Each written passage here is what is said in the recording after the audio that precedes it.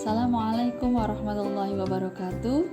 Selamat pagi anak-anak 11 MIPA 3, MIPA 4, MIPA 6, dan MIPA 7. Di pembelajaran hari ini kita akan membahas latihan soal yang pada pertemuan sebelumnya sudah kita jadikan tugas, yaitu pembuktian identitas trigonometri.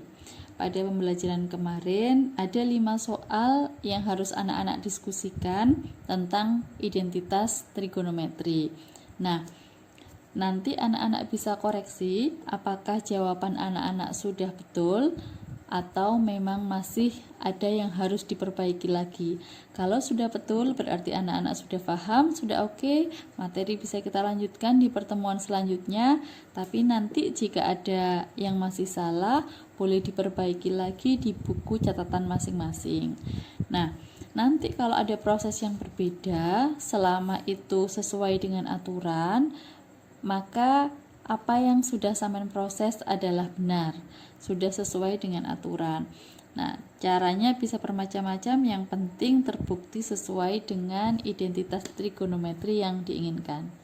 Baik anak-anak, sudah siap? Kita mulai dengan soal yang pertama. Kemarin kita punya bahwa cos theta dikali tan theta sama dengan sin theta. Untuk membuktikan identitas trigonometri, kita tidak perlu melakukan penguraian di kedua ruas kiri dan ruas kanannya, tapi kita cukup menjalankan salah satu ruasnya saja.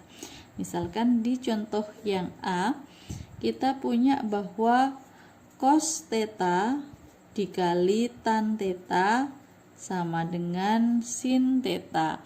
Kita jalankan yang ada di ruas kiri, karena ruas kanan itu adalah pembuktiannya, jadi dia sudah bentuk yang lebih sederhana. Kita proses di cos theta dikali tan theta. Cos dan tan yang masih bisa diuraikan adalah bentuk tan. Kita punya di sini cos theta dikali tan bisa kita uraikan jadi sin per cos. Sudutnya menyesuaikan, di sini theta. Karena di sini pembilangnya ada cos theta dan penyebutnya ada cos theta, maka sebenarnya ini bisa kita coret ya, sama-sama dihilangkan.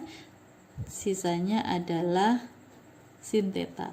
Dengan demikian terbukti bahwa cos theta dikali tan theta sama dengan sin theta.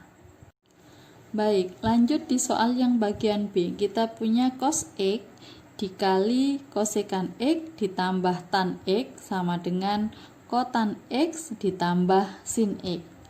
Maka kita tulis kembali yang ada di ruas kiri seperti ini. Misalnya kita punya cos X dikali kosekan X ditambah tan X sama dengan, nah diperhatikan karena ini ada tanda kurung, maka kita lakukan proses perkalian secara distributif, sehingga kita punya di sini cos X dikali kosekan X ditambah cos X dikali tan X. Nah, selanjutnya cos dengan kosekan yang bisa kita urai adalah kosekan. Kita punya cos X dikali 1 per sin X ditambah cos dan tan yang bisa kita urai adalah tan, maka kita punya cos X dikali tan itu adalah sin per cos. Nah, seperti ini. Kita lihat di pembilang dan penyebutnya ada cos X, maka ini bisa kita coret, dan ini kita punya cos X per sin X ditambah sin X. Cos per sin adalah kotan X, dan ini tetap sin X, sehingga terbukti bahwa cos X dikali kosekan X plus tan X sama dengan kotan X ditambah sin X. Di soal yang C, kita punya sin X dikali kotan kuadrat X dibagi cos X sama dengan 1 per tan X. Kita uraikan yang ada di ruas kiri. Sin X dikali kotan kuadrat X per cos X sama dengan pembilang yang bisa kita uraikan adalah kotan, berarti kita punya sin X, kotan kita uraikan jadi cos per sin. Karena ini bentuk kuadrat, berarti sama kuadrat ya. Nah, per cos X.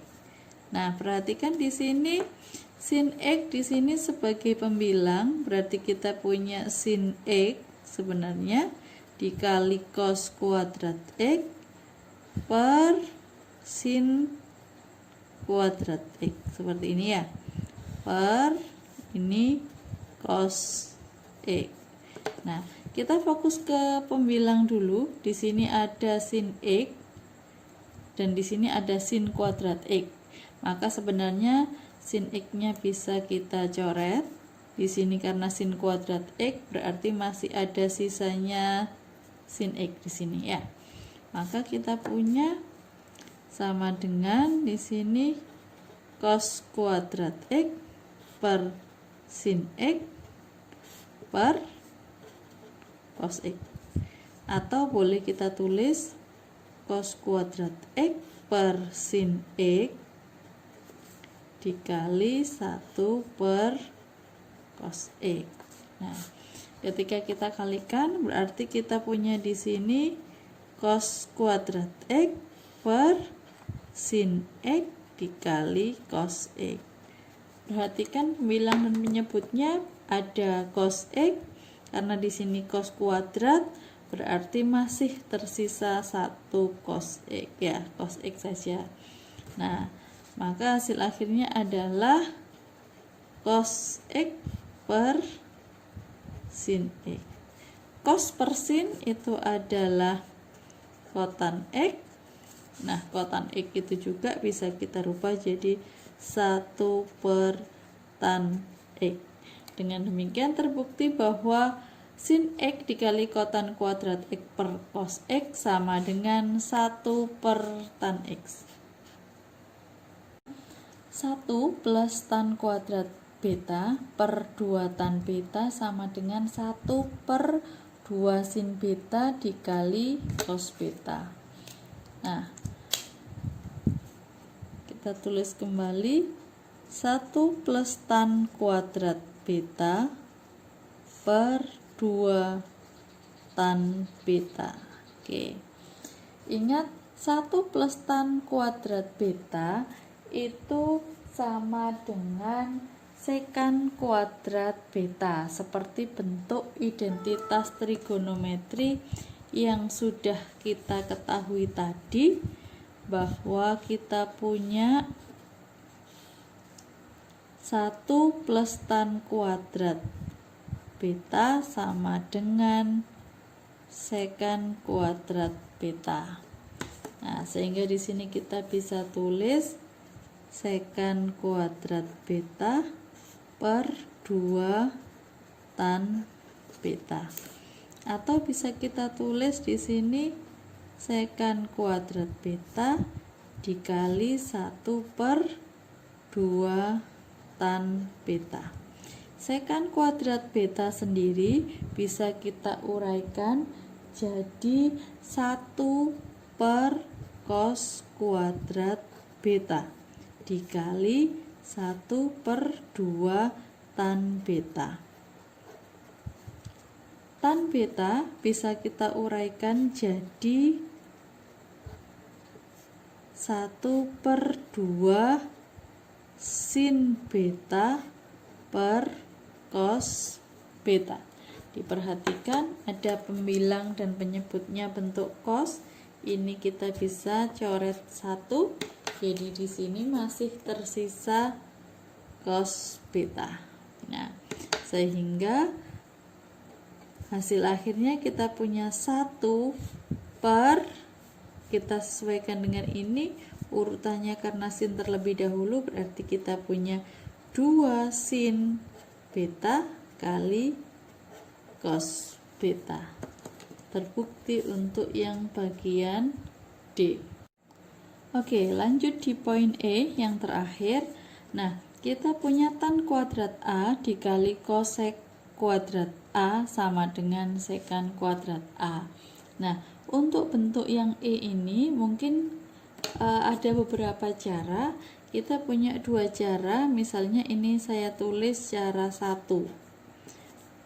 Cara 1, diperhatikan, kita punya tan kuadrat A dikali kosekan kuadrat A sama dengan, kita bisa pakai cara yang pertama, yaitu dengan menguraikan seperti biasa.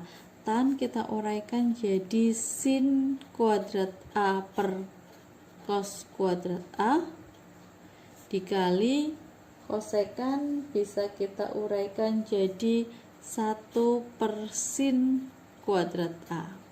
Sehingga di sini kita punya, karena ada pembilang penyebut sin dan sama-sama bentuk kuadrat, maka kita punya di sini adalah 1 per cos kuadrat A.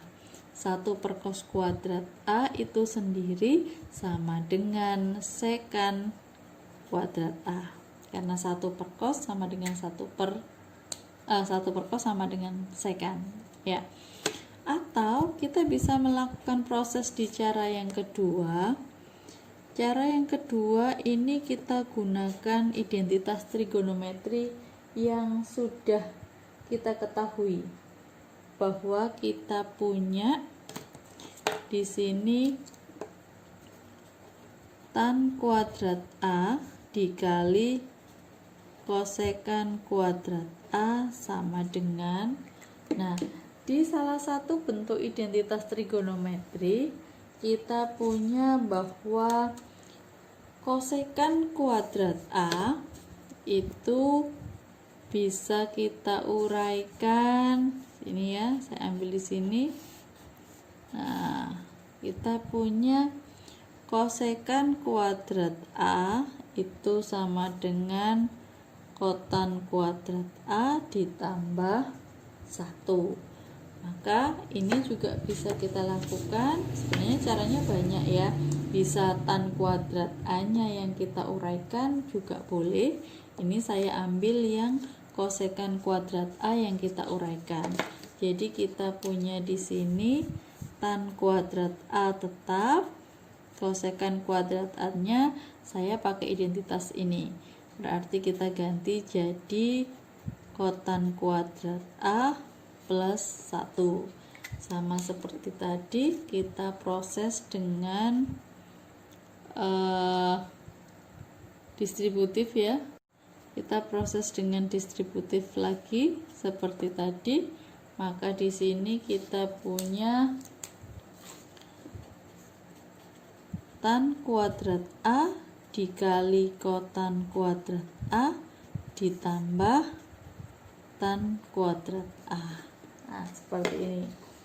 Nah, tan kuadrat A dengan kotan kuadrat A, ini kotan kuadrat A-nya bisa kita uraikan jadi 1 per tan kuadrat A ditambah tan kuadrat A. Ini ya. Nah, yang ini bisa kita coret sehingga ini hasilnya tinggal 1 plus tan kuadrat A. Nah, di identitas trigonometri kita juga punya bahwa